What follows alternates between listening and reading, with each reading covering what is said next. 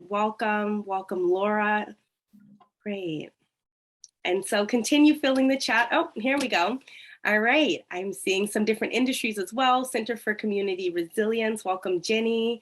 We have Greenfield Savings Bank in the house. Amelia Smith, welcome. I can't even keep up with all the folks coming in, but I am very glad that you are all here.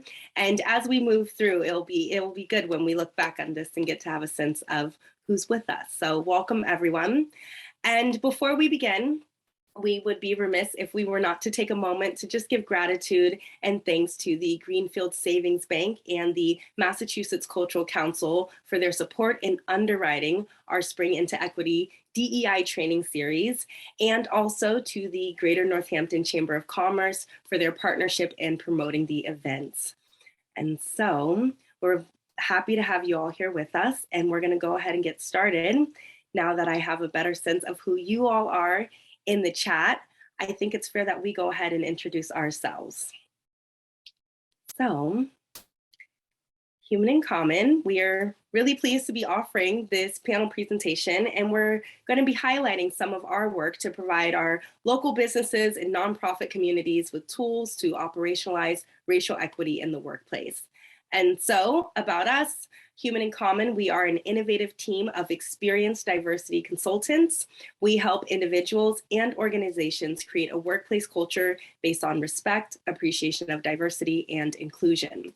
And unlike so many diversity trainings that only focus on compliance, our trainings really provide a compassionate and experiential approach to learning skills for effectively interrupting bias and preventing harassment, discrimination, and harmful behavior, and also for operationalizing equity and inclusion. So our work acknowledges our collective responsibility and capacity for creating respectful, inclusive, and equitable environments. And I think I might not even have to say that because I recognize some of your faces, so some of you might already know this. So I'm sure you've all gotten a chance to know us a bit more. And I think I'm actually going to go ahead and pause myself. I think I might have gotten something backwards. What I'm looking at might not be what you all were looking at. So that's about us, about Human in Common, a bit about us. But I think it's fair that we also introduce ourselves as individuals. My apologies. I see that I got that backwards. So who I am, this person talking to you about this company, my name is Nialena Ali. I also go by Nia, and I use she, her pronouns. I am the co-founder and director of research and development at Human in Common, and my background is in critical race theory, violence prevention, and international development.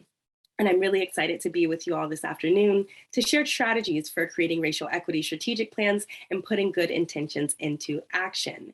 And I will go ahead and pass it along to my co-founder and partner in crime, Deborah Cohen.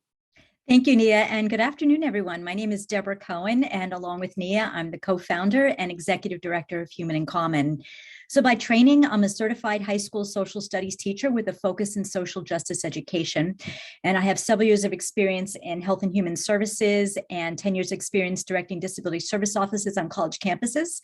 And I have been working with the business community and nonprofit professionals across the state for several years now doing this diversity training work. And it's a pleasure to be with all of you here today. So I'm going to now pass the mic to you, Robert. Thank you so much, Deborah. Hello, everyone. I'm so happy to be here with you today. As Deborah mentioned, my name is Robert Gordon. I use he, him, his pronouns, and I'm a diversity specialist with Human in Common. For today, I'm primarily going to be supporting the presentation as a Zoom operator. So if you have any questions or technical concerns throughout the training, you can feel free to send me a private message and I will help you as best as I can. And I'll also put my contact information in the chat. If you get disconnected and you need some guidance, I'm happy to help. So you can always reach out to me as well. Thanks. So we are also excited to be joined by two diversity executives from local human service agencies, Leona Wetzel and Erin Catherine Warfield, both of whom we've worked closely with this last year. They are making steady progress on their racial equity strategic plans, and you will be hearing more from them in a little while. And before we get to what they've been doing and also what we're going to be talking about, creating a racial equity strategic plan, we find it important just to acknowledge some of the common problems that we notice a lot of folks get stuck in. So Many agencies that were moved and motivated by the murder of George Floyd have hit a plateau.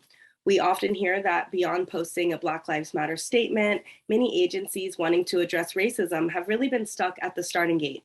And we've identified some of the common problems that keep agencies from making meaningful change. So if your company's been stuck at the starting gate, in the chat box, I want to hear from you all. What are some of the barriers or factors that have kept your company from making progress in addressing racism or working towards a racial equity and inclusion? What are some of the things that you feel are holding you all up? And I see you in the chat, Jack. Welcome, Jack. No worries about the video. We're glad to have you with us nonetheless.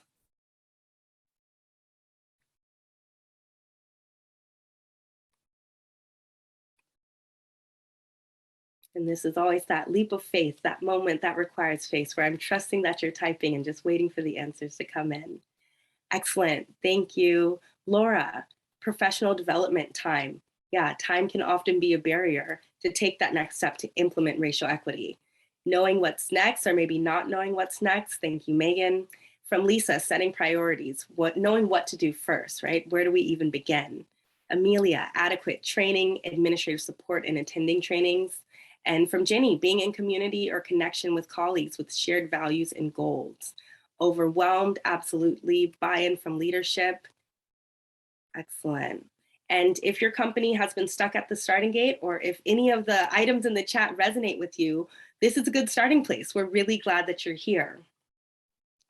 So these are some of the barriers that we have identified. In our work as consultants, we've identified 5 general categories or problem areas that keep agencies from making progress towards racial equity, inclusion, and justice. So the first category is lack of awareness. This is an agency that hasn't taken measures to assess the experiences of people of color, either those working at the agency or those served by the agency. So they don't know whether or what degree equity and inclusion problems may even exist. Agencies in this category often implement colorblind, non-discrimination practices rather than specific inclusive practices. And the next category is resistant. So there are excuses for maintaining the status quo, usually from members of the senior leadership, but sometimes the resistance can also come from the middle or lower ranks as well. And there are exclusionary practices that keep people of color from getting hired or from advancing within the agency. And when the resistance to racial equity and inclusion comes from leadership, there are often negative consequences for employees who rock the boat. And when agencies are resistant to racial equity, there's often a high turnover of people of color. And then the next category, we have the reactionary or performative category. And this is when agencies only address diversity after a public incident of bias or discrimination has occurred. There are no efforts made to prevent the bias and improve the workplace culture. And the leadership openly states a commitment to being more diverse, equitable, and inclusive. However, they often fail to allocate resources or to develop DEI policies to really enact meaningful change. And then in the structureless category, we have agencies that haven't established the necessary structures to be effective. Perhaps there isn't leadership overseeing the racial equity initiative, or those responsible for the diversity initiatives lack experience, or perhaps they don't have the training or clear goals and objectives to really move forward. I know we saw this in the chat, right? Not knowing what to do, not having those goals and objectives. Yes, so then we have the maxed out category, and that's where we have agencies that are operating at full capacity, and they have limited resources in terms of funds, staffing, and time. Also saw this in the chat, right? And therefore, they're unable to operationalize diversity in general or racial equity and inclusion in particular. In the maxed out category, we also include those organizations that are just stuck in terms of their DEI efforts. Maybe they started the process or formed a diversity committee, had a few meetings, but they're really having trouble making traction. So our goal is to create capacity to be in this final category, and that is affirmative equity, where the structures and support are in place to really enable the agency to operationalize policies, practices, attitudes, and actions that produce equitable power, access employment opportunities and access to services for all people. And in this category, even if agencies don't have a specific affirmative action plan, they're still making employment decisions and creating a workplace culture that really embraces diversity, equity, and inclusion. And this is achieved by looking through the racial equity and inclusion lens, engaging in inclusive decision-making to expand policies and practices, to allow employees of all racial identities to thrive, and to meet the needs of their clients of all different racial identities. So there's no end game, but there are structures in place to really support ongoing efforts and DEI initiatives. And so having recognized and have this common understanding of some of the issues that are out there, we think it's important, and as it was mentioned in the description for this event, creating a diversity committee, an effective one. So creating an effective diversity committee is one of the most important steps to really be able to enhance equity in your agency. A well-formed committee can harness the wisdom and the lived experience of your members to create a workplace culture that celebrates the diversity of its workforce. It can provide ongoing education, create forums for communication, help resolve conflict, and really be a resource for staff and leadership alike. And the DEI committee can also recommend policies and practices to operationalize diversity, equity, and inclusion in both the employment and client services.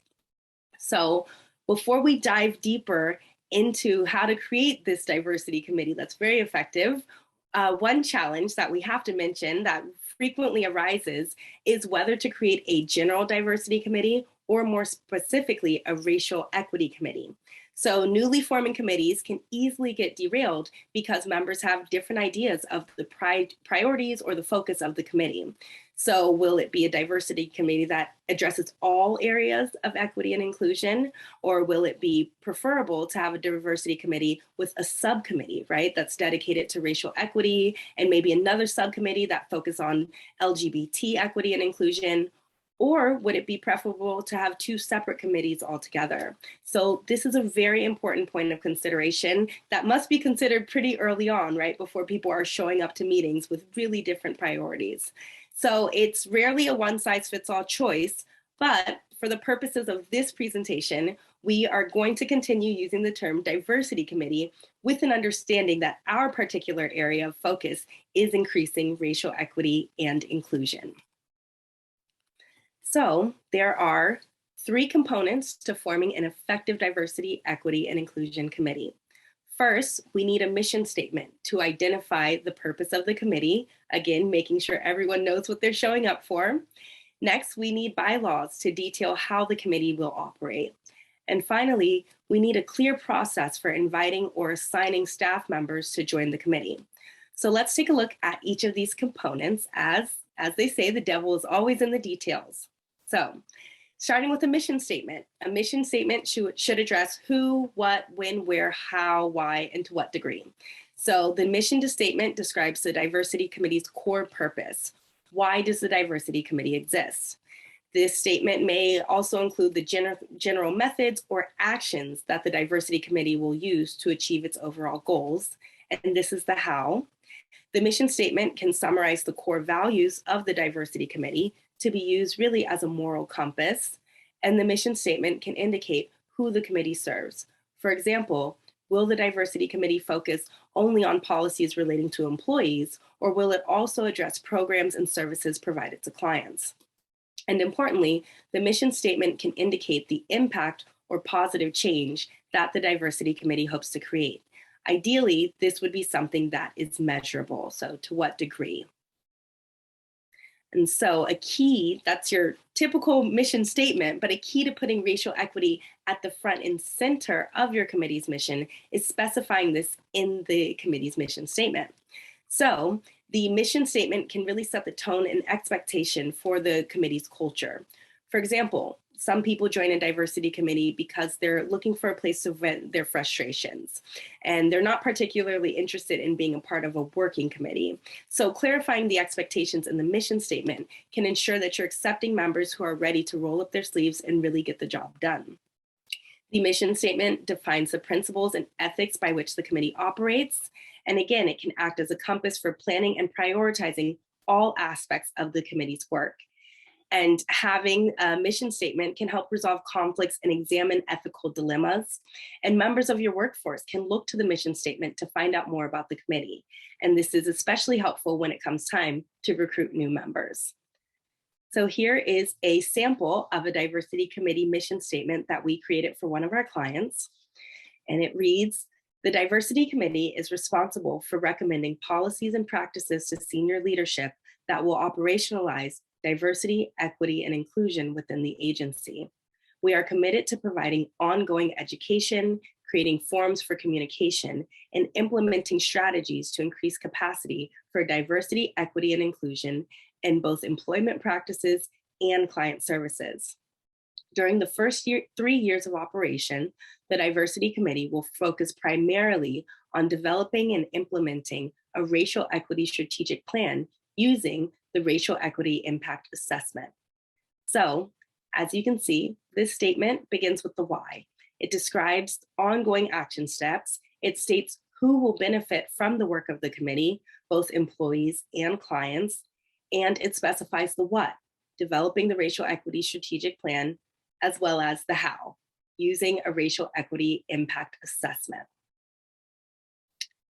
So, after you have that mission statement under your belt, we look at the bylaws, and creating the bylaws can be a daunting task. And so we break it down into 5 basic components. So we have reporting, leadership, membership, terms, and decision-making. So starting with the reporting, you have to think of where does the committee sit within the company, or to whom does the committee report? What authority does the committee hold? Is it an advisory committee, or does it have authority to really implement policy? And if it has authority to implement policy, we recommend that the diversity committee run all policy changes by HR and legal counsel, if applicable, union leadership, to really ensure that there are no conflicts with contracts or laws. The next important area to determine is the leadership structure for the diversity committee. So some committees may be led by the agency's diversity director alone, or in partnership with another member of human resources. Some smaller agencies that don't have a diversity director may appoint 2 co-chairs who are in mid or senior level positions within the agency. And we've had clients who appointed an executive committee of 4 members to head up the diversity committee. And the next important bylaw to establish is membership. So how many members will you have on your diversity committee? And how will you ensure that you have representation from different departments and levels within your organization? And importantly, how will you ensure that you have people of color who are of diverse backgrounds serving on the committee? And we recommend that committee members serve 2-year terms, with new members coming in alternating years for continuity. And so last but not least, the bylaws must spell out a decision-making process. So some diversity committees, for simplicity, establish a 2/3 majority vote. So we encourage allowing a hybrid method of voting, and given that, excuse me.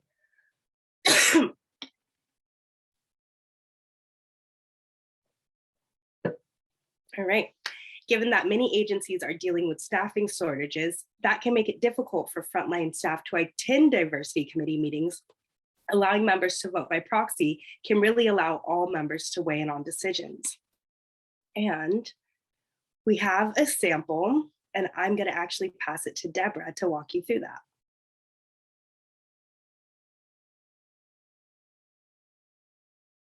Okay, and so one of the important decisions you need to make is how are you going to bring people onto the diversity committee? We don't want just anybody serving on the committee. We want people who are experienced and who are committed to racial equity, so that we make sure that we have a team of people with the same focus, the same ideas, and who are all equally motivated to get the job done.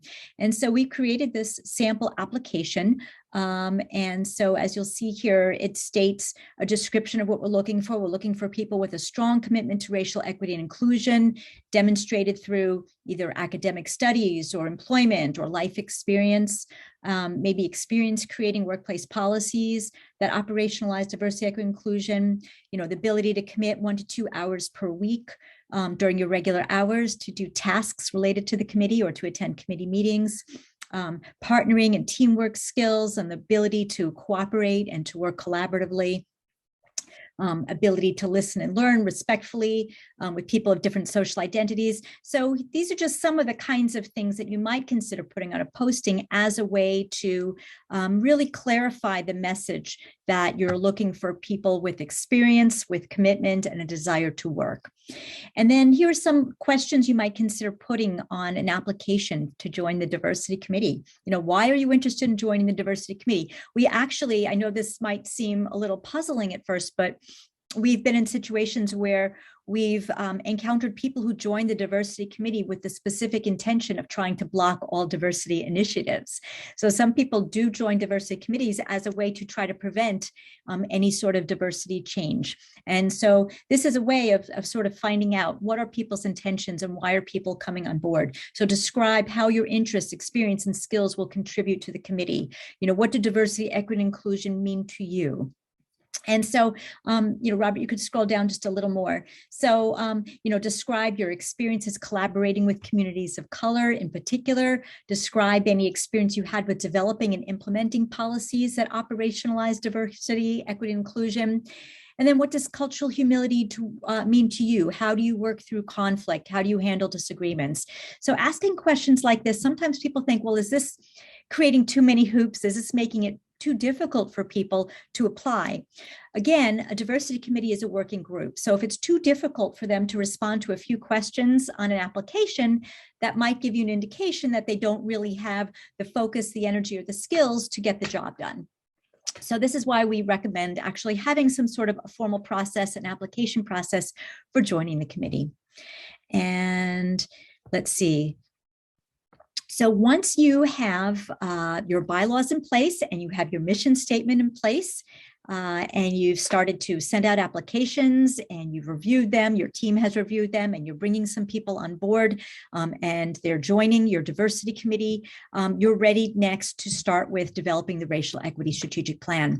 Now, people often ask us, how many people should we have on a diversity committee? And it really depends on the size of the agency and the nature of the agency. So if you're working in a place that has, a staff of 20, you might find that 5 people is significant and it's substantial, and it'll provide what you need in order to have a working committee. If you have an organization or an agency of 1,200 people, you might want to make sure that you have representation from different departments within the agency, from different levels of staffing within the agency, so that you can get the best kind of representation and perspectives. So again, that's not a one-size-fits-all answer. So now we're going to look at, let's go to slide 14, please. Let's go to our racial equity strategic plan. Thank you. So once you have your committee that's capable of moving initiatives forward, you want to talk about the main initiative or item on our agenda, which is racial equity strategic plan. So too often we find that agencies wanting to address racism come up with random actions, such as maybe hosting a diversity day or an international food week. Now that might be a lot of fun and it might be enlightening for the moment, but it actually does very little to advance equity and inclusion or justice for people of color who work at or are being served by the company. So developing a racial equity strategic plan using a method called a racial equity impact assessment will allow your team to identify specific areas where there are gaps in racial equity, and it'll allow you to develop a targeted plan for addressing those areas with really specific measurable outcomes. So another term for a racial equity strategic plan is actually an affirmative action plan. And there's so many misunderstandings about affirmative action. So we're going to pause for a moment to examine this. So in 1961, President John F. Kennedy issued Order 10925, mandating all programs receiving government funding to take affirmative action to ensure that applicants are employed and that employees are treated during employment without regard to their race, creed, color, or national origin. And this order served as an important piece of legislation to help redress the effects of prior discrimination. But then 3 years later, Congress passed the Civil Rights Act of 1964. And Title VII of this act prohibits discrimination based on race, color, religion, sex, they added sex in the Civil Rights Act, and national origin. Now, over the years, affirmative action has become a contentious issue. On the one end, affirmative action has received a lot of backlash, with many people thinking that it lowers the bar and unfairly advantages women and people of color, only hiring them because of their sex and race. And then on the other end, there are many people who consider affirmative action to be a way of moving toward equity by engaging in colorblind and genderblind practices, and thereby allowing women and people of color the same opportunities to be hired based on merit alone, completely ignoring their race and sex. And then there are people who see affirmative action as a way of particularly looking at gender and racial identity as a way of making hiring decisions. So let's look a little closer to try to parse this out, because sometimes it's not just that there are misunderstandings, but it seems like there are actually contradictions between these two laws.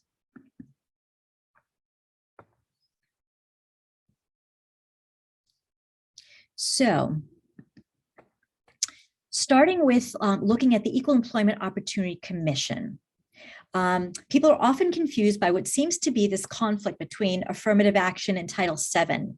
And they think that Title VII means that it's actually unlawful to consider race, nationality, or sex in employment decisions. And if you do, you could be subject to legal action.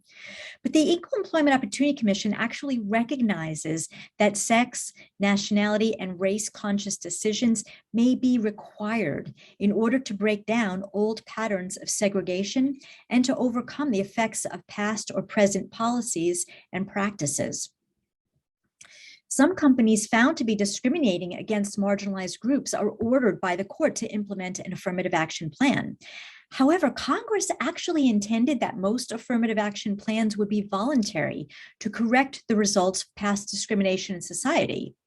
And so the EEOC set forth the following guidelines to help employers understand how to implement a voluntary affirmative action plan.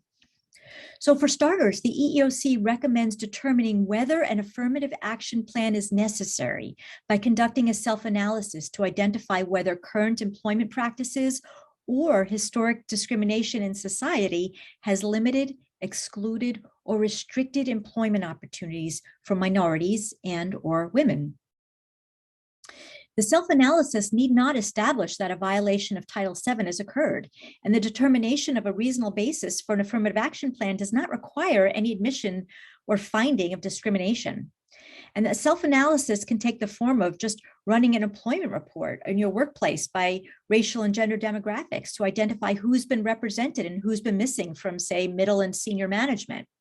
It can look at hiring and attrition and retention patterns across the agency, as well as by department.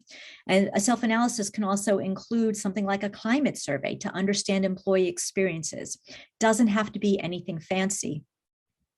So additionally, the EEOC specifies that affirmative action should be implemented as part of a specific written plan rather than a series of isolated events. Then the EEOC recommends that affirmative action plans should contain specific goals and objectives based on the finding of the self-analysis, and it should include timetables. So the affirmative action plan must be temporary, in effect only as long as necessary to achieve the plan's objective. And the EEOC guidelines state that affirmative action plans should avoid unnecessary restrictions.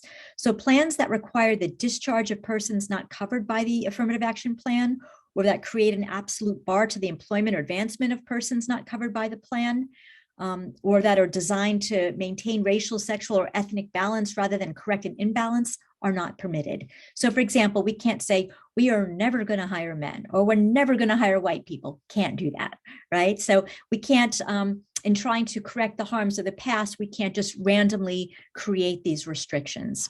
And then finally, the EEOC says that companies creating a voluntary affirmative action plan must track the progress to measure the effectiveness of the program to enable the company to determine when the affirmative action plan is no longer appropriate. So to increase diversity and equity in employment, Human in Common encourages agencies to develop a racial equity strategic plan in accordance with these guidelines. So sometimes it's called an affirmative action plan. We tend to call it a racial equity strategic plan when we are specifically focusing on the goal of correcting the harms of the past and the practices that are currently in place. So if we're trying to increase racial equity, we encourage you to call it a racial equity strategic plan. And we encourage you to use these guidelines. And of course, if you want support in helping your agency facilitate the process, we'll give you our contact information at the end of this presentation. We're happy to come in and work with your team. So I want to note that we are not lawyers. The guidelines from the EEOC inform our recommendations and the consultation. And so we follow these guidelines as the standard for best practices. So we advise you also to consult with your company's legal team before implementing any new policies and practices. As Nia mentioned earlier, many of you are receiving state and federal money as part of your contracts. Some of you may have unions that have contracts in place overseeing how you handle different employment matters. So it's really important to check in with your HR and your legal counsel before moving forward. So just to summarize what we just talked about, there are these different components here of the racial equity strategic plan. So we want to look at data. We want to do some sort of assessment to see where are there gaps, where are there imbalances. We want to have specific goals and objectives. We want to have a timeline, and we want to have a budget that actually supports us in moving forward with our plan and with our goals. So the next thing that we're going to do is talk specifically about the assessment methods.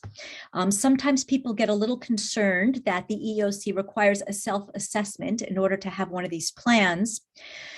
But it's really not quite as difficult and as challenging and as rigid as sometimes people worry. There are a number of different ways that you can start with this assessment. A lot of agencies say, we don't know where to start. We don't know what the priorities are. So you can start with an organizational chart. So what you might do is look at the census data for your town and your county to see who's represented in a 10 to 20 mile radius of your company, and then create an organizational chart by racial, ethnic, and gender demographics. Now, we've found that some of our clients actually haven't been maintaining employee demographic data. So if this is the case, your HR department can begin by sending a letter explaining that, in an effort to assess the diversity, equity, and inclusion strengths and gaps in employment practices, the company is conducting an audit and is requesting full participation from the staff, and provide a demographic form for your staff to complete. So once you have the demographics of your staff, you can fill in the organizational chart and see who is missing and where they're missing.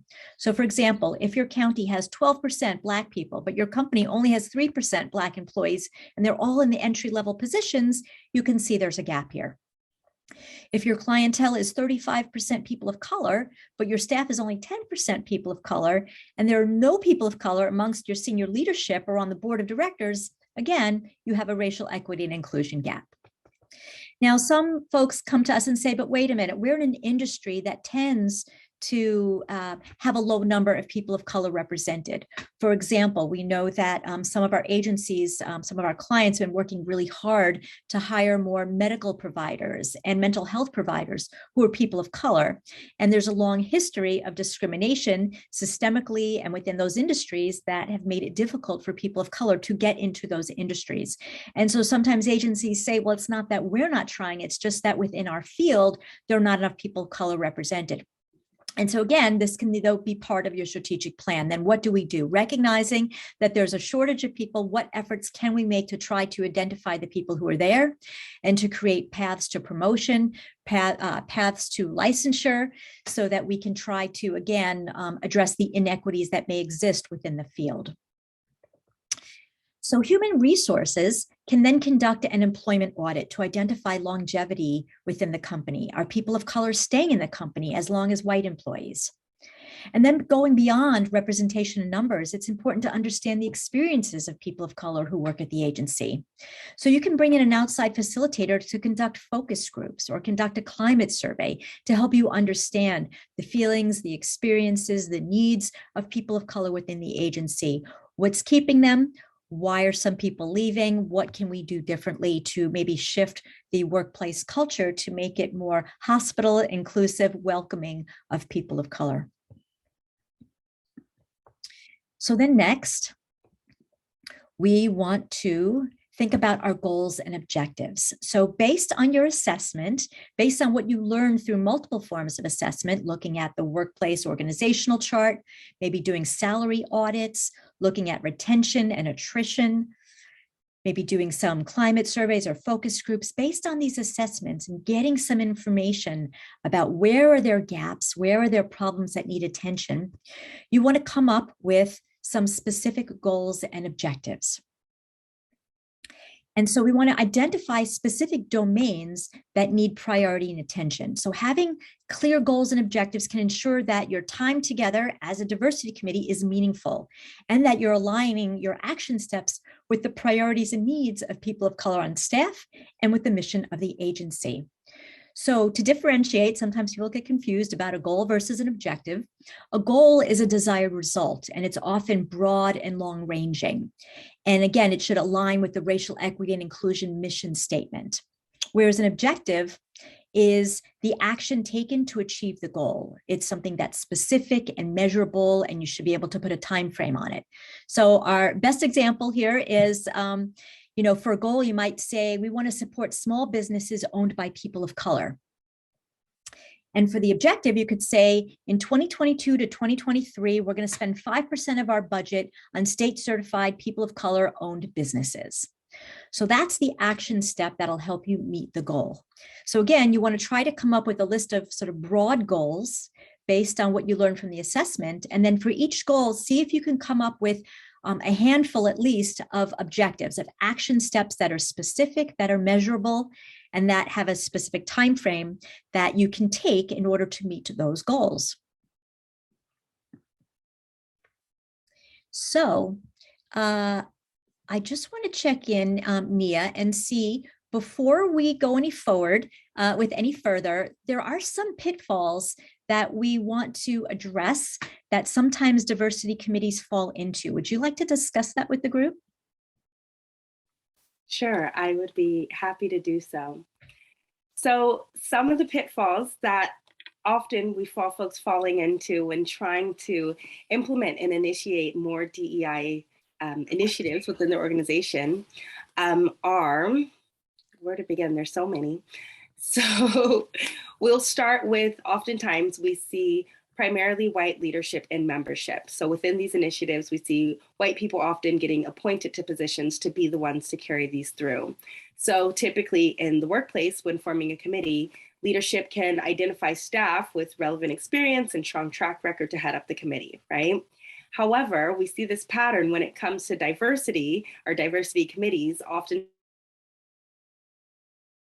appoint a white person of the leadership team to be direct the committee, might not have any lived experience or training or professional track record with implementing racial equity. So from the get-go, this casts a shadow of doubt on the agency's commitment to racial equity, and especially if the person appointed is perceived to be a member of kind of the old guard, right? Who's responsible for creating the very policies and structures that have upheld the racial equities in the workplace previously.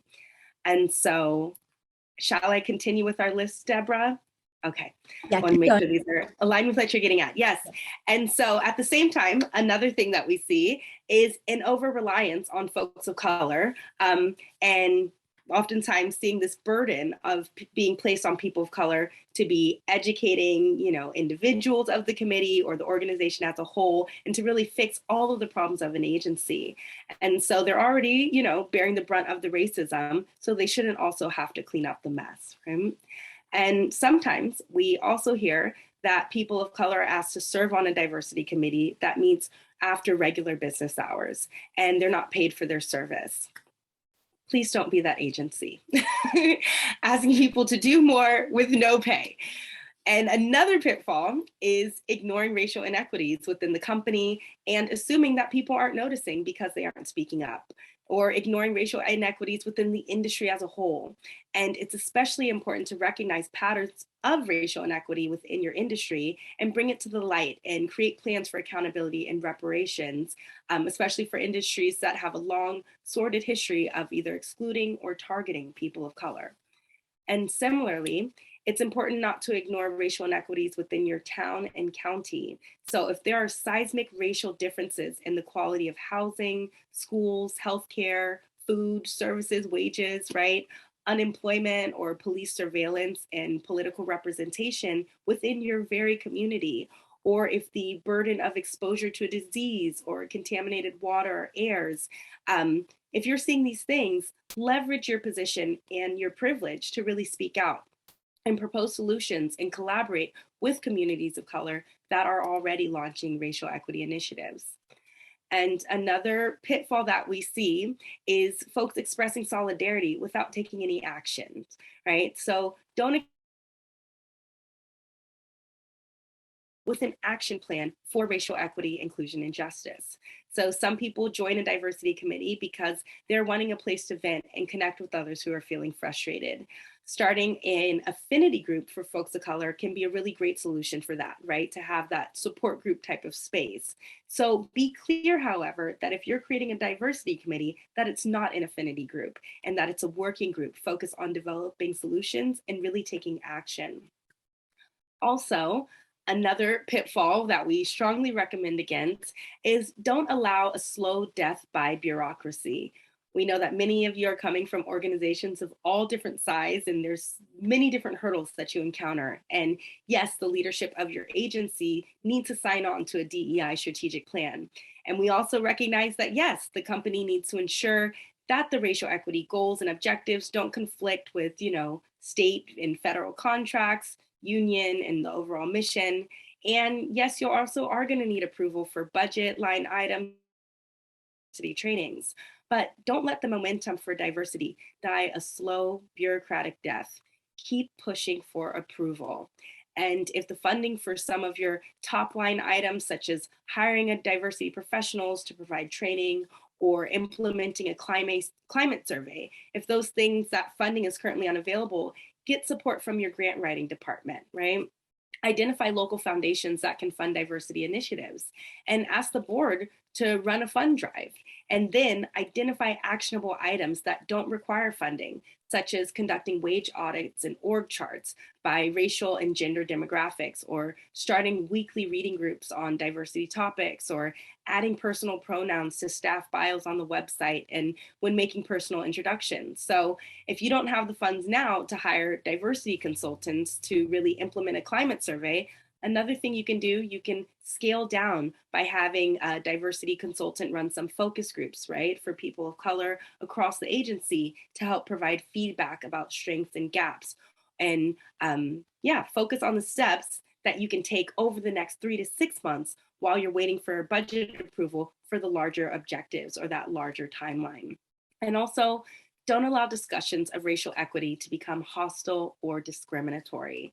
This is extremely important because when people engage in a space and that they find to be hostile, they're much less likely to engage again, right? So on one end, people of color should not be silenced, shamed, excluded, or discriminated against for bringing attention to racial bias or inequities within the company. And similarly, white people who may be new to dialogues about racial equity should be educated and encouraged without being shamed or blamed or any other behaviors that could feel polarizing. So there will certainly be frustration. And on one end, folks of color are really tired of putting up with degrading behavior or being exhausted by having to educate others. And they don't want to be told to be patient another day, right? And white people often fall into default behavior of not realizing the harm and then may become defensive or dismissive when their behavior is being criticized. Or they can feel hurt when they're making efforts to support racial equity and are criticized or not appreciated for their efforts. Racial equity work can be messy at times. We see it in our work every single day. So seek the support of diversity specialists to really provide your team with training on microaggressions, right? Calling in folks rather than calling people out, following up, apologizing, how to engage in reflective listening and mindful dialogue. Because again, if folks enter a conversation related to diversity, equity, and inclusion, and they're blamed, shamed, pushed out, or shut down, it makes it that much harder to get back in that conversation and really move people forward. So those are the common pitfalls that we highly recommend avoiding and are always here to help you navigate through if any of those are resonating. I see some head nods. I think we've all been in one of these pits before. So I'll pass it on back to you, Deborah. Okay, thanks, Nia. So now we're going to show you a couple of tools that we encourage people to use, organizations to use for implementing a racial equity strategic plan. So we have something called a racial equity impact assessment tool, which is a big mouthful. So we sometimes just call it the REIAT. And then we also have a racial equity strategic plan tracker. And so we're going to start by talking about the racial equity impact assessment tool. Have any of you here ever heard of this or used this before in your work? Let's just see a show of hands. You can use a real hand or a Zoom hand if anybody here has used a racial equity impact assessment tool. Not a lot of folks know about it here in the Northeast. It's been used some out west in Seattle, in Chicago, Minnesota, and it's been used in Great Britain. So racial equity impact assessment helps to identify who will benefit or be burdened by a given decision. It allows you to examine potential unintended consequences of a decision and develop strategies to advance racial equity and mitigate unintended negative consequences. So using this tool demonstrates an institution's commitment to an inclusive, equitable, and transparent process. The Racial Equity Impact Assessment tool allows you to use data to understand the scope of a problem and to measure who is being helped by your proposed solution. It also allows you to get input and feedback on your proposal from those you're wanting to help and serve before you initiate your plan so that you can make any necessary changes and avoid those unintended negative outcomes. And this process establishes channels of communication to ensure accountability. And the Racial Equity Impact Assessment tools allows agencies to set really specific goals and objectives and measurable outcomes. It allows the organizations to identify what is and what isn't working, shift the process of decision-making, and form partnerships with communities of color to better understand their needs and create a partnership in problem solving.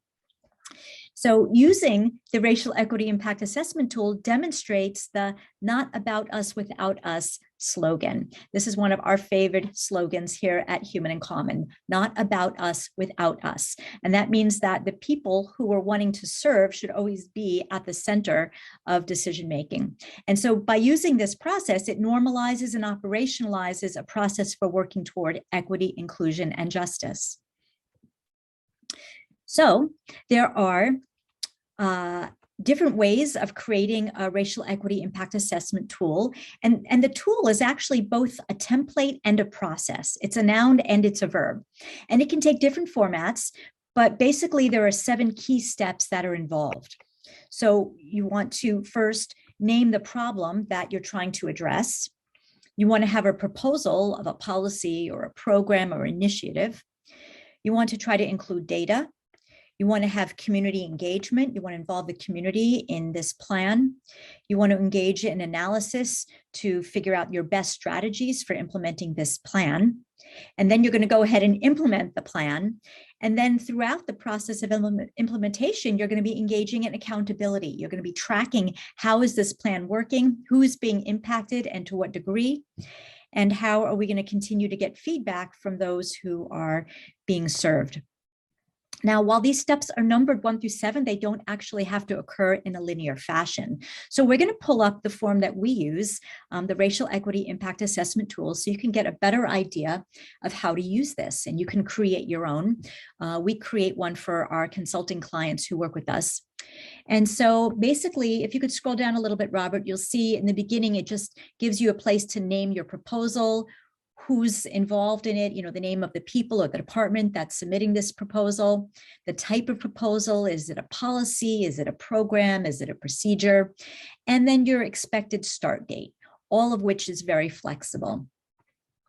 And then what we're going to do here is we're going to look at the first section, which is what is the problem that we're trying to address? And so you might break it down by demographic group or hone in on a particular program or department within your agency. You can include what has been previously been tried before, what were the strengths or weaknesses of those measures. And then the second step is the proposal, which is where you describe what it is that you're wanting to create by way of a policy or a program. And the proposal should include specific desired goals and outcomes. What conditions are you seeking to impact at the organizational or community level? What method will we use to create that impact? What are the goals, objectives, and action steps? And this is where you would also include the budget. And then the third step is the data.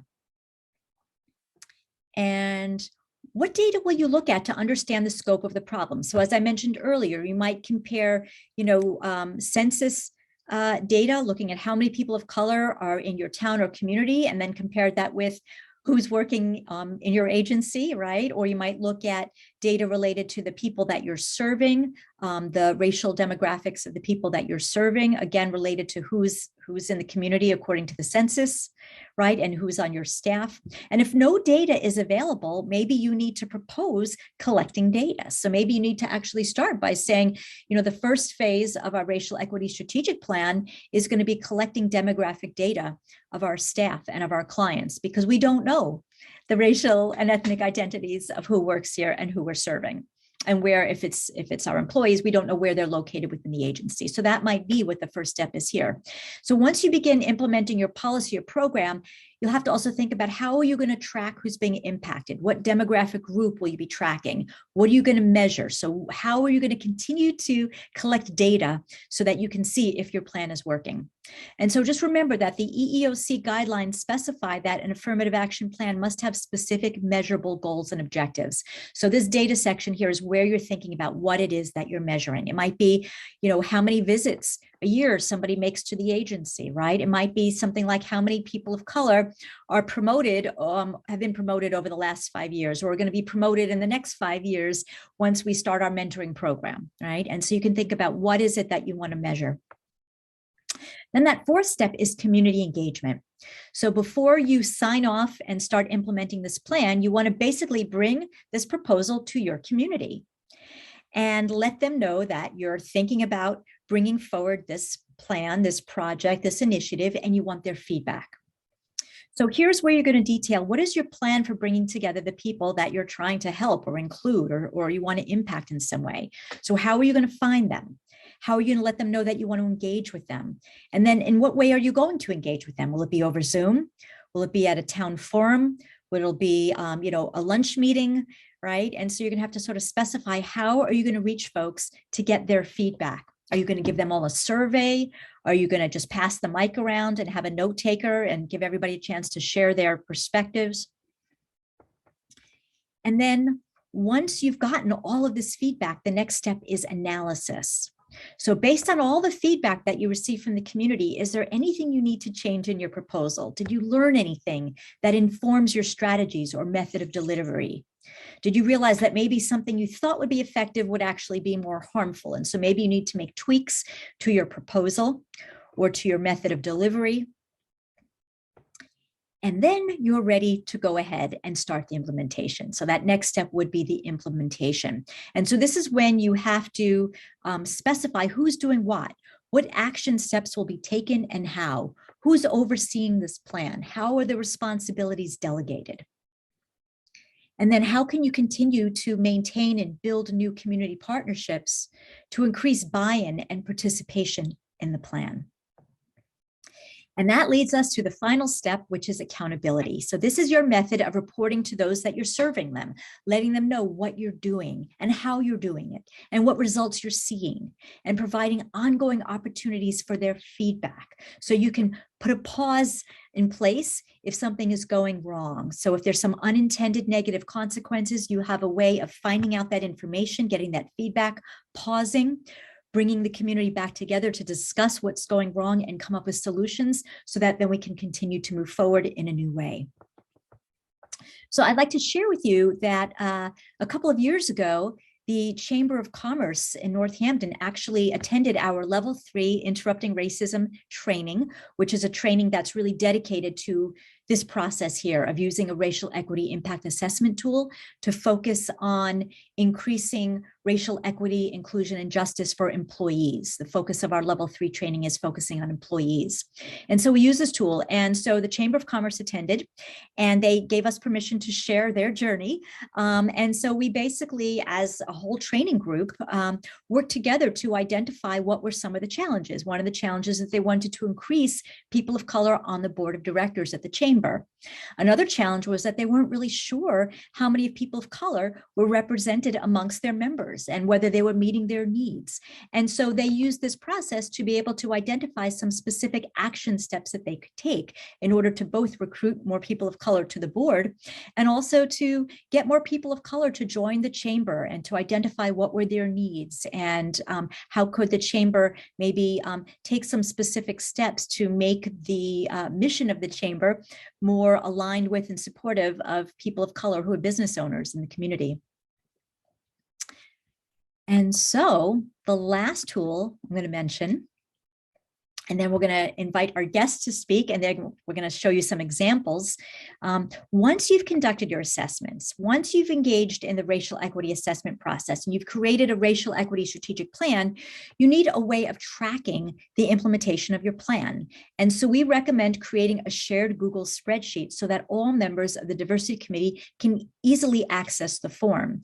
And so Robert's going to show you a sample here of the racial equity strategic plan tracker as a way so that you can see how you can keep track of who's doing what and the timeline. And you'll see that the tracker lists not only the tasks, but it also has space for posting notes about any obstacles encountered. And importantly, it has space to record decisions that are being made along the way.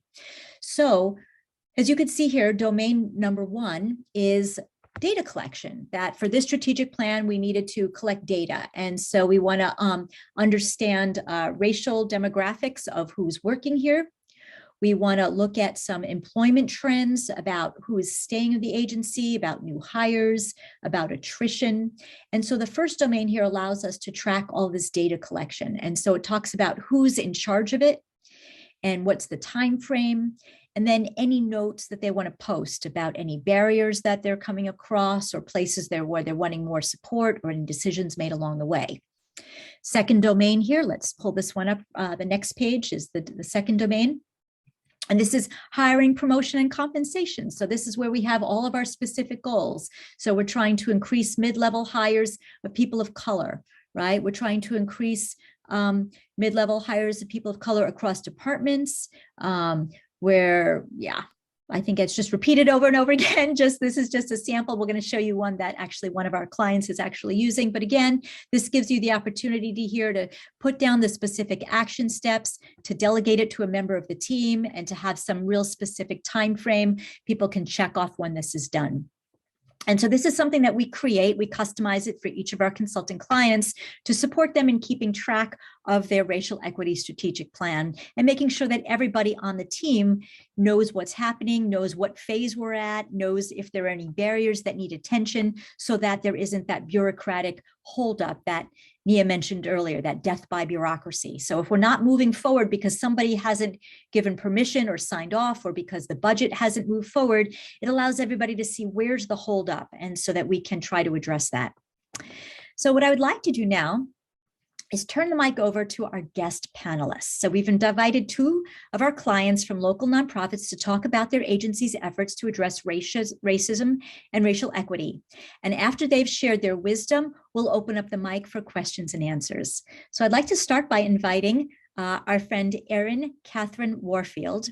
She uses she, her pronouns, and she's the Director of Diversity, Equity, and Inclusion at Elliott Community Human Services.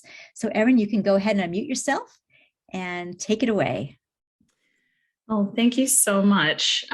Wasn't sure if I was going to go first or second, so thank you so much. Good afternoon, everyone. My name is Erin Catherine Warfield, and I would like to thank Human in Common for inviting us to this important event. So they've been very helpful to us through our DEI journey. So I am the director of DEI at Elliott Community Human Services, located in Lexington, Mass. Elliott provides community-based services to more than 50,000 individuals and families throughout Massachusetts each year. So the agency has been delivering services since 1958, and Elliott currently employs approximately 1,800 staff. So I came to Elliott 6 months ago as a part of the revamped DEI initiative that began shortly after the murder of George Floyd in May of 2020. And prior to joining Elliott, my background consisted of about 15 years in HR, mainly within talent acquisition, but also some experience working in employee relations in DEI related matters. So prior to my start at Elliott, the Senior Vice President and Human Resources Director had already begun work on creating a strong and clear vision for what Elliott's DEI initiative would involve. And they had laid the foundation for a strategic plan that included the creation of my DEI Director title. Once I was hired into the position, I immediately began an intensive DEI training series through Human in Common, which greatly assisted me as I prepared to implement and build upon the foundation of the DEI initiative that had been laid. So I would like to speak now about the DEI Council and how it was formed, so as well as how we obtained our membership. So one of my first responsibilities was to strengthen the existing DEI Council in the hopes of ensuring complete representation of the agency's diverse and multicultural staff and clients. So it is important to make sure that your DEI Council looks like the staff employed and clients served. And equally important is making sure your council members are all on the same page when it comes to the agency's expectations and commitment to advancing DEI in the workplace. So I set out to do this by revamping the existing charter to ensure the council would be clear on Elliott's focus on providing its staff with a respectful and supportive workplace culture. And in looking at the formation of the council in our process, we decided a council charter was needed. And Elliott already had a strong DEI commitment statement and council mission statement. So we built upon that by including a clearly stated council vision, the role of the council's focus, and what it means to be an effective council member. So with a charter in hand, we were set to start recruiting new members, and we were lucky enough to have a head start because several staff had already shown their commitment to Elliott's DEI initiative by participating in the same intensive DEI training that I took upon my arrival. So we extended an invitation to everyone who attended. They all accepted, and our current membership stands at 19 strong inspired members. Our recruitment of council members continues as we are moving forward with our initiative. So ensure to keep council membership open as things change and evolve. So when selecting your council, ask questions. You want to make sure you are selecting people that are advocates for progress and change. So at this moment, I would like to begin sharing information about our strategic plan. So as I previously mentioned, when I came to Elliott, a DEI strategic plan had already begun to be implemented.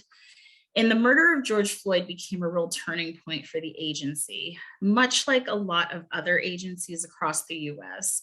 So Elliott began by holding a series of listening sessions in which staff were provided a safe space to voice their concerns and personal stories and their thoughts as to where they would like to see Elliott's DEI initiative move. So we followed that with a survey to provide staff who may not have been comfortable sharing in an open forum like the listening sessions the same opportunity to provide input with anonymity. And through these forums, Elliott staff identified the following as priorities. So more diversity in management and supervisor roles, more career advancement for people of color, clear policy designated to anti-discrimination in the workplace, as well as clear procedures for addressing discrimination, more DEI training for new hires, supervisors, and continuing education for all staff in racial and social justice, and strong commitment to DEI demonstrated by Elliott. As you know, actions do speak louder than words. And the survey results revealed that staff placed a strong emphasis on the issue of racial justice. So therefore, Elliott decided that it would make racial equity the focus of its first initiative and continue to develop its strategic plan around that. So it's important to listen and engage with staff in regards to what they need in order for them to feel safe and have that feeling of belonging within the workplace. And, this ties into the branding of the organization and retaining employees. And to incorporate the staff's priorities into the plan, Elliott chose 3 main initiatives to include in the strategic plan. And that was communication, training, and recruitment, retention, and promotion. And just to quickly summarize each of these initiatives, our goal of communications is how do we communicate effectively with the Elliott community on DEI initiatives, as well as recognizing important dates and events. And the goal is to find efficient ways to share information and strive to be a more inclusive community. So prior to my arrival, Elliott implemented a diversity awareness calendar where staff can go and view observances and events. And this is a way for us to keep staff updated on events through a DEI lens. So our calendar comes with several pre-selected events, but we can also add our own. So for example, one of the most recent events was the confirmation of Judge Ketanji Brown Jackson to the Supreme Court on April 7th. And I also added Emmett Till's birthday, July 25th. So I'd like to take a moment to share with you the importance of Emmett Till's story to me. So Emmett Till, as you probably already know, was a 14-year-old Black boy who was murdered in Money, Mississippi, after a white woman accused Emmett of offending her. So my father actually knew Emmett through his aunt, uncles, and cousins who lived in Money, Mississippi. And my father was around Emmett's age at the time, and he would talk about the day of the incident and when Emmett was later abducted from his aunt and uncle's house. And that was the last time they saw him alive. So just thinking at that time, my father was 15 years old, and the trauma he feels even to this day is unimaginable. So, the importance of this is that sharing stories or life experiences is important to advancing DEI to continue to educate and inform. And another form of communication we utilize and in continuing to further educate is to write up monthly announcements outlining religious observances, cultural events, and continue to remind staff about our diversity calendar. And to maintain transparency, we want to make sure to include our DEI council meetings with the names of all of our current members on our diversity calendar. And other communications goals, we have keep the conversation going. So we're looking to implement periodic listening sessions so that staff have a safe space to talk and to discuss current DEI events and issues, shared lived experiences, and if the person feels comfortable doing so, even workplace concerns involving DEI matters.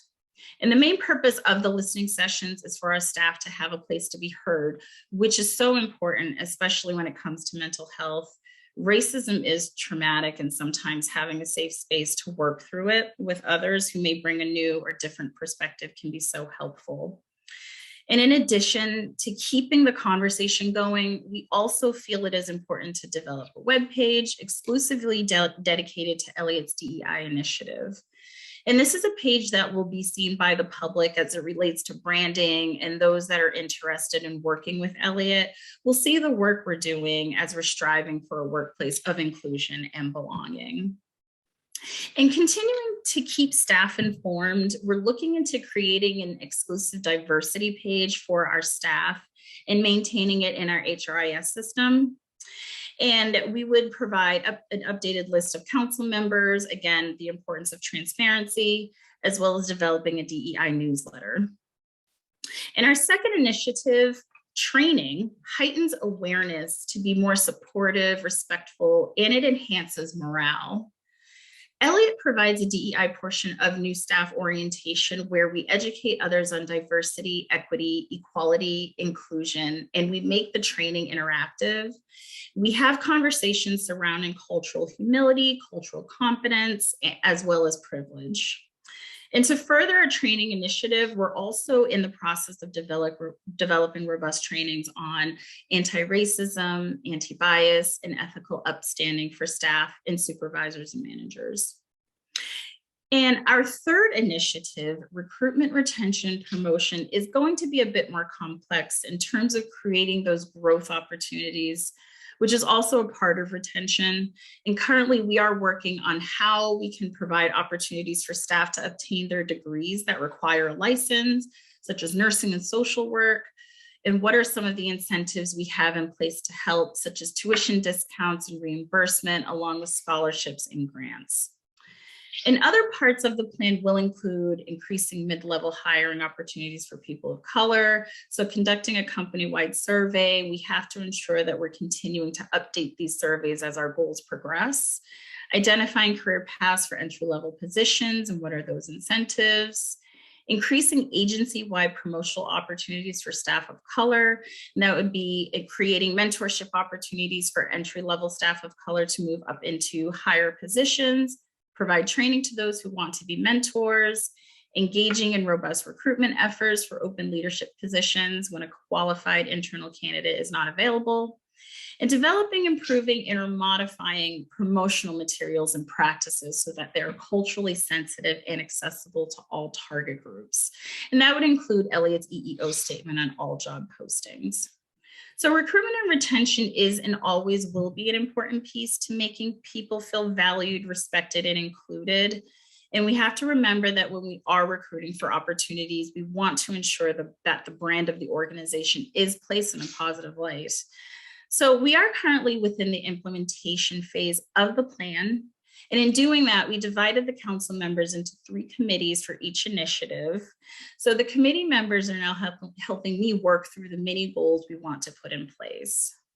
So thank you everyone for your time. Yeah, that's quite amazing. What always sort of floors me, Erin, is that you've been at the agency for less than a year and you have initiated so many really solid plans and goals and action steps that are concrete, that are measurable, that are unifying, that are supportive, that are bringing your team together and bringing your team forward. So I have to say that it's always just such a pleasure to hear you share not only all the work you're doing, but also how this also connects to your own personal family legacy of experiencing racism. So thank you so much for being here and sharing your story.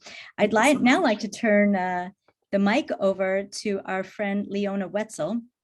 Leona uses she, her pronouns and is the Vice President of Community Impact and the Chief Equity Officer at Making Opportunity Count. Leona is going to actually take us through some of her documents that she's and her agency are willing to actually share with all of us today so that you can actually see how she's using the different tools to support her racial equity strategic plan. So take us away, Leona. Okay, well, good afternoon, everyone. And again, thank you for having me today. See one of my peers on the line, Kathy. I'm Leona Wetzel, as Deborah shared. I'm the Community Impact, VP of Community Impact, and I also serve as our Chief Equity Officer. And I'm glad to be here. And I do have some documents to share. If I could take 1 minute to share how we got started.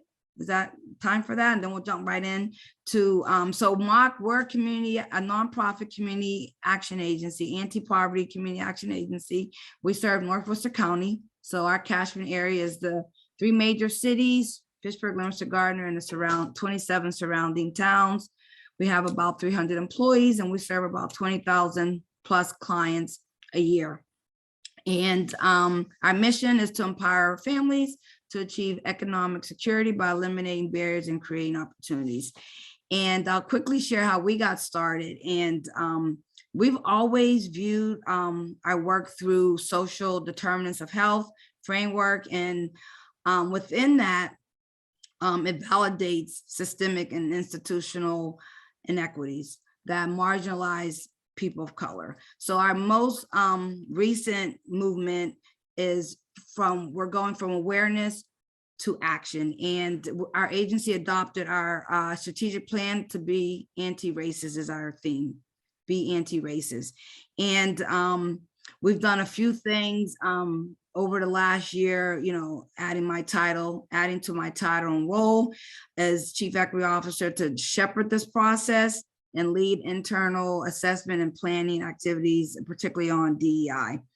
It took us about a good, say 8 months or so to lead up to actually forming the committee. We use a lot of data, analyzing data, looking at the racial and ethnic lines, as well as gender and socioeconomic status. We looked at our own internal policies and requirements and recruitment strategies around, you know, biases. We also used Human in Commons training. That really got us to where we are. We've trained over 110 staff, including our leadership team and directors through all 3 levels of interrupting racism, levels 1, 2, 3, and 4. And so we developed, we knew that it would take real work, both within our organization and beyond our walls. We knew it was impossible to do it without employees' input and involvement, and that their perspectives and ideas would be essential. And we developed our self-volunteered, employee-driven Race Equity Committee. We launched it in August of 2021.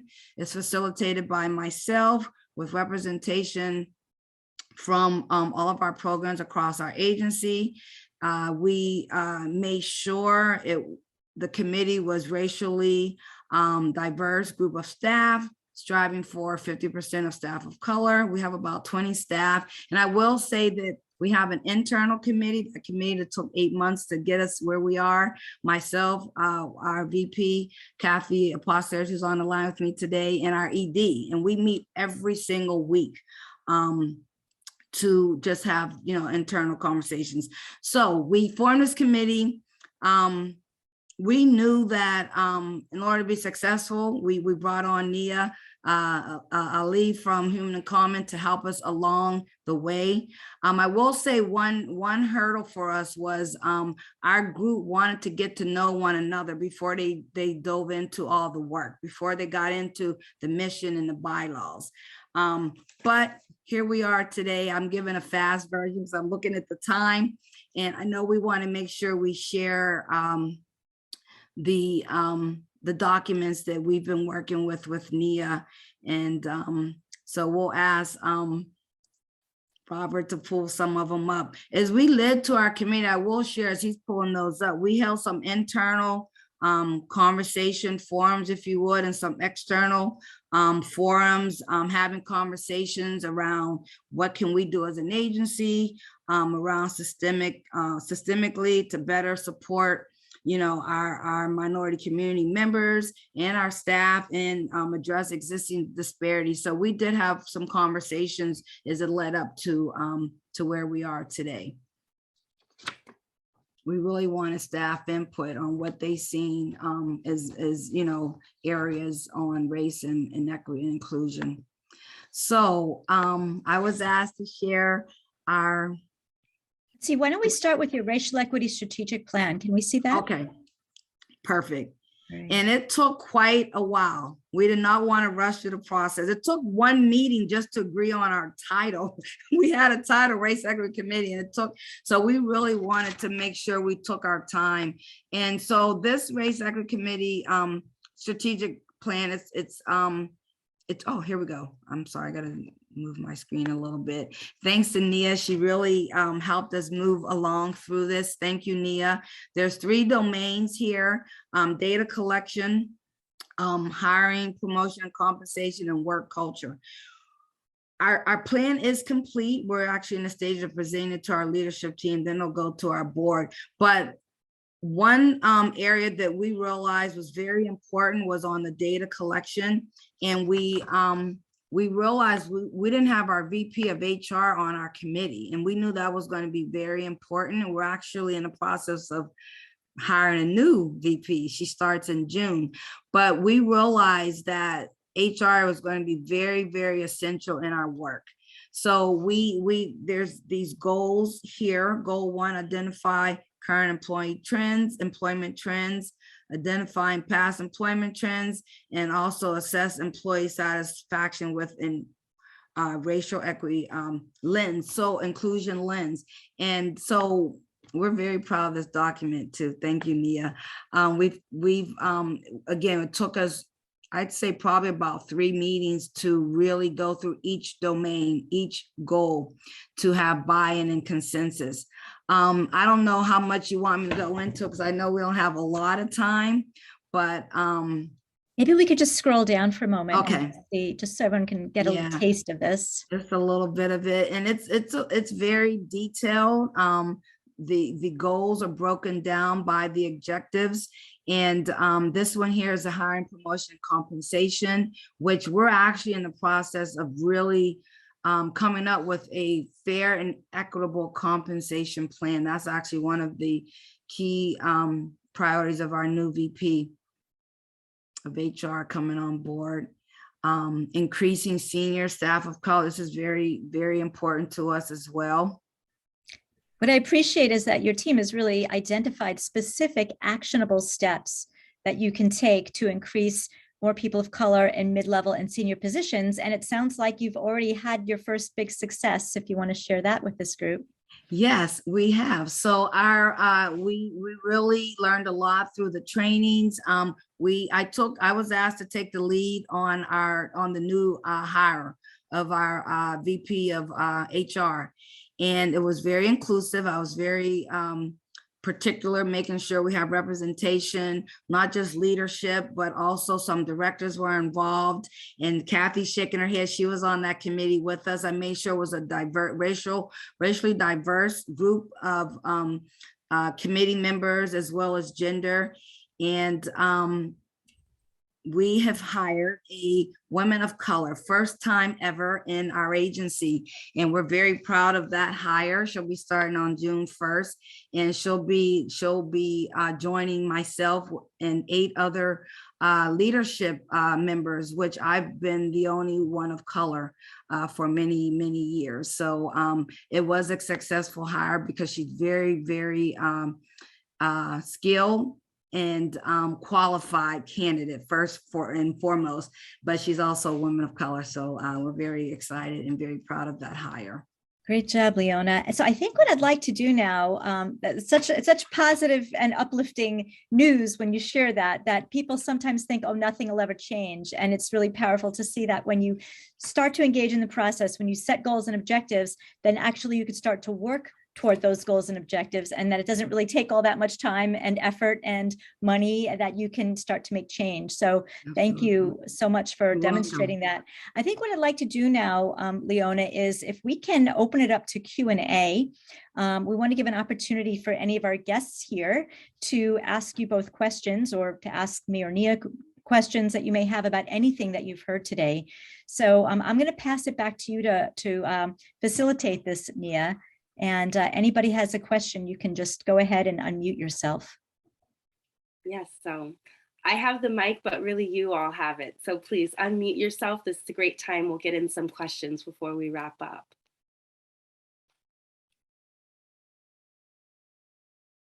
And I'll also say I'm not completely caught up on the chat. So if there's some questions that made it into the chat, this could be a good time to just get it out loud.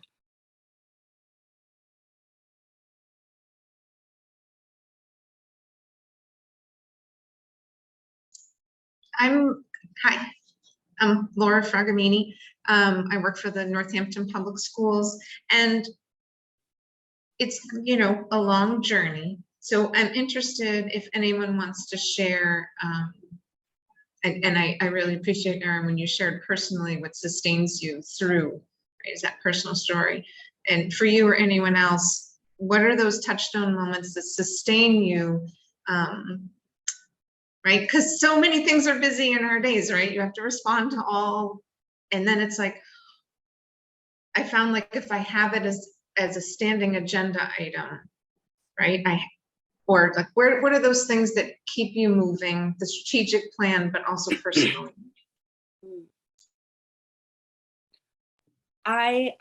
This is a topic that we talk about a lot in our trainings, is racial stamina. And so really for everyone, it might look different as far as what allows you to continue engaging in that process, what you bring out from within. But overall, this work requires having that stamina, right? So there's something personable about what keeps you going. Some people, it's anger, right? That drives their passion from just opening and looking at the news. And tomorrow I'm going to do something to change that, right? It can be grief. There can be a range of things. And sometimes it's motivation and the reward. I know for myself, when I got on the call just a few days ago and Leona told me that they're hiring a new person to head HR, that sustains me in my work every day, knowing that it's rewarding and this stuff works and it's actually making change. Even if it's on a micro level, it's having my macro level impact. So racial stamina, though, is incredibly important to wake up every day and really move the needle forward. Great question. Yeah. I would have to second that. I just want to chime in a little bit. This is Erin. It's just the motivation of, like, sometimes frustration I feel, or, every day is very different. But I think, just the motivation of the fact that this is important work. And I think that every little bit helps to try to move the needle in terms of progress. Mm-hmm. And I'd like to also add, this is Leona, I had that motivation as well and the commitment. Internally, we were committed as an agency because we meet every week, like clockwork, and our committee week meets every other week. But for me, it's lived experience for me. It's a journey that I walk every day, and it's passion for me. And it's also so rewarding to see, even though there may be little steps along the way. But for me, being in my agency for 34 years, just where we are today is just a milestone. And I'm just excited to be involved in the opportunity to have a committee, to have bylaws, to have strategic plan, to have training. So thank you. And there's one question that I got in the chat. Jacinia or Yesenia, feel free to unmute and correct me, but it was a really good question. So I just want to read it aloud so everyone can get to hear it. Jacinia was asking about the DEI practitioners in the agency, right? The DEI directors are who should be supervising them, who should they be reporting to if they fall within HR? It's an excellent question. And we find that every agency often approaches it a bit differently. One common pitfall that we do find is HR is extremely important for launching a lot of these initiatives, right? For one example, if you're looking at wages, right? Wage equity, making sure people are being paid fairly, you have to bring in folks from HR to help with that type of audit, right? But one pitfall that we often see is that leadership within HR becomes responsible for initiating a lot of different diversity, equity, and inclusion initiatives, even though they don't have a background or a track record within that, right? So we often find this getting kind of misplaced on HR, although they're an important player within this larger agenda. And so one thing, and I think that Erin and Leona are great examples of, is we find it really effective when agencies create positions to have people spearheading diversity, equity, and inclusion, whether that's a chief equity officer, director of diversity, but having them in the executive leadership team, having them in that level to be having that conversations and be in a position and having that leverage to really engage, throughout the organization, but actually implement the change that folks are wanting to see. So I hope that answers your question, right? Whether being kind of wedged or sometimes people's hands are tied, depending on where people appoint folks to be overseeing this work. But we find when it's coming from the top, it's definitely most effective. So that was an excellent question. And I realize that we don't have any more time for questions, but of course you can see it on the screen here, how to reach us if you do have more questions, or if you would like to bring us in to help you move the initiatives that you're doing already moved them forward a bit. I just have to give all of my thanks, of course, to you, Deborah. Thank you so much. It's always a pleasure co-presenting with you. Thank you, Robert, for handling the Zoom controls. Thank you to our special guests, Aaron and Leona. It is truly an honor to be a part of the change that you're creating within your organizations. And thank you to the Chamber. We deeply appreciate your support over the years, and also to Greenfield Savings Bank and the Mass Cultural Council. And all three of those agencies being responsible for helping us to launch this Spring into Equity series. So this panel presentation that we're all a part of today was just one of the many events that we have in our Spring into Equity series. Thank you, Robert, for posting the link there. So if you're interested in more trainings, seeing what we do, learning from us, please check out the website and feel free to attend one of the many more events that we have coming up. And we also do have a party. You can get the details there. We'll be having an in-person party coming up in June. So we hope to hopefully see you in person or on Zoom. Thank you so much for all of your time. And we wish you the absolute best of luck as you try to go beyond good intentions and create a racial equity strategic plan wherever you work. So thank you all very much. And we wish you a wonderful afternoon. Thank you so much. Thank you for having me. Thank you. Thank you for being here. We can't wait to hear the next set of updates.